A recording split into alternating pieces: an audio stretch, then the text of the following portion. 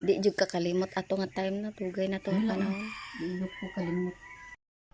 Napakwento si Lola sa aming lolo na matagal nang pumanaw dahil sa namimiss niya raw ito. Ngunit sa di inaasahan, nabanggit niya ang kanyang pinakamamahal na apo. Mao panay imo, Pagbalik ka dito. mao panay ni dako sa imuha, mao pay ni hawa. Bukay na ko ang At dito nagsimula na paluha si Lola. Bakas sa kanyang mukha ang lungkot na naramdaman niya. Ramdam ko rin ang sakit. Pati ako napaluha. Nang akala ko ay si Lolo ang kanyang naalala. Kaya siya napaluha. Ito ay hindi pala.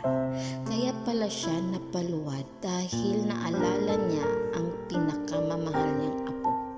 Na simula nung pinanganak iniwan na sa kanya at inaruga